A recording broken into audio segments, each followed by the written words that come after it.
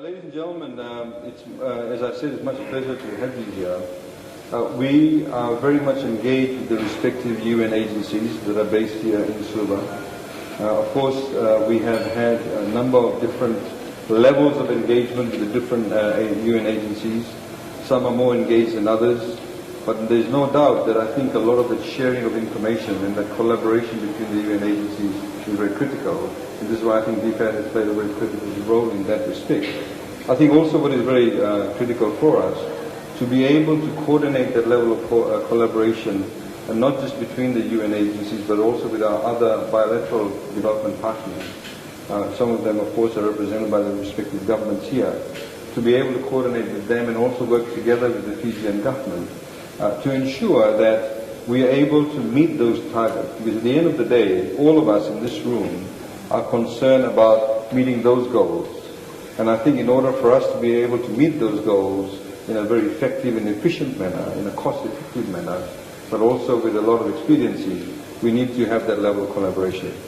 So we are very thankful, of course. We've worked with the different UN agencies in respect of whether it's human rights, whether it's to do with development. Today we had a wonderful conversation with the head of UNFPA about teenage pregnancies and how to empower people about their own bodies. These are very critical issues.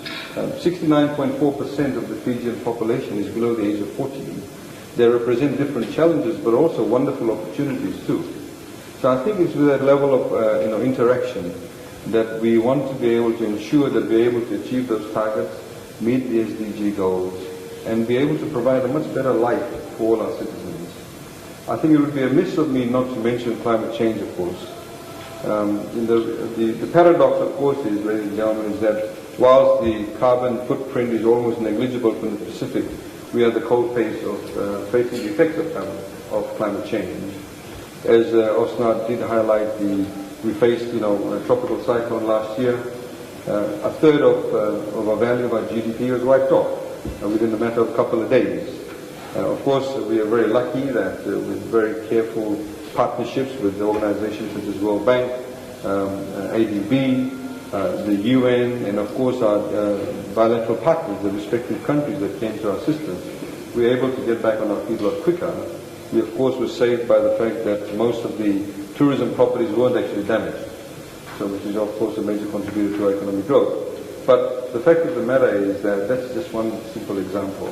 It's not just about one climatic event, it's also about the ongoing challenges that people face. We have 3 villages that have actually been moved to higher ground because of encroaching waters. We have a number of other villages that need to be moved to higher ground, have a reconfiguration of how they will have sustained livelihoods. We need to be able to provide a holistic approach to that.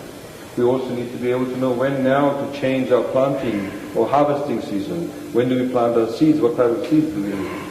And those types of issues, ladies and gentlemen, of course, is not just faced by Fijians, not just faced by Pacific Islanders, but world over. Nearly every single country on the planet Earth actually has to reconfigure itself, at the very least, take notice of what climate change is actually doing to their respective countries. We have a very good team on the ground.